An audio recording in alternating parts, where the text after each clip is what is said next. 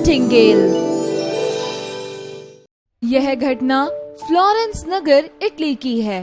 एक बार एक छोटी सी बच्ची विद्यालय से अपने घर की ओर जा रही थी।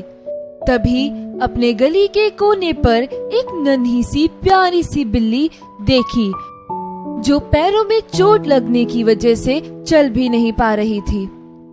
उसके घाव पर मक्खियां भिनभिना रही थीं। उस बच्ची को बिल्ली पर दया आ गई। वह उसे अपने घर ले आई। उसने बिल्ली के घाव को गर्म पानी से धोया और उस पर पट्टी कर दी। लगभग एक सप्ताह की सेवा के बाद बिल्ली ठीक हो गई। आप जानते हैं कि उस बिल्ली की सेवा करने वाली बच्ची कौन थी? करुणामय बच्ची का नाम फ्लोरेंस नाइटिंगेल था। फ्लोरेंस नाइटिंगेल बचपन से ही भावनापूर्ण किस्म की महिला थी, जिसका हृदय बहुत कोमल था। किसी को दुख में देखकर उनका मन भी दुखी हो उठता था। किसी रोगी को देखकर वह शीघ्र उसकी सेवा में लग जाती। जैसे जैसे उसकी उम्र बढ़ती गई तो बीमार और रोगियों की सेवा करने को ही अपना उद्देश्य बना लिया। उन्होंने मन ही मन नर्स बनने का निश्चय किया। जब उसके माता पिता को उसकी इस इच्छा के बारे में पता चला तो वे बहुत नाराज हुए।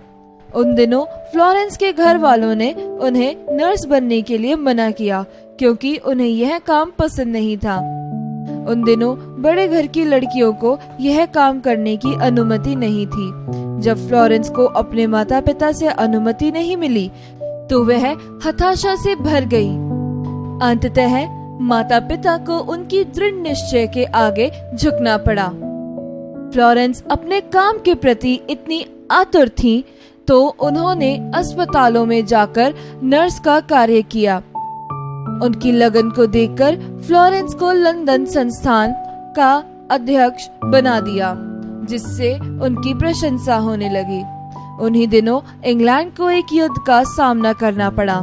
युद्ध में घायल सैनिकों को अस्पतालों में लाया जाने लगा।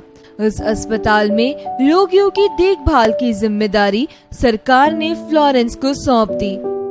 उस समय अस्पताल में किसी प्रकार की अच्छी व्यवस्था नहीं थी। फ्लोरेंस ने बेहद प्रयास करके मरीजों को जरूरी सुविधाएं प्रदान कराई और वह दिन रात मरीजों की सेवा में जुट गई। वह स्वयं प्रत्येक रोगी से मिलती थी।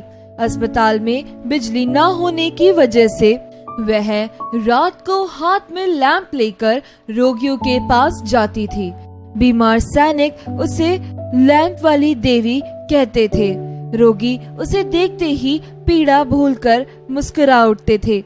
युद्ध में घायल सभी सैनिकों को अस्पताल में लाना कठिन होता था, इसलिए उनकी देखभाल सैनिक शिविरों में ही की जाती थी।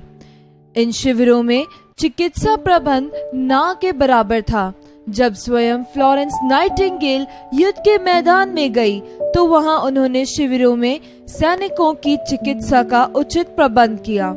दिन रात लगातार काम करने के कारण फ्लोरेंस का शरीर कमजोर होने लगा था और वह इंग्लैंड लौट आई।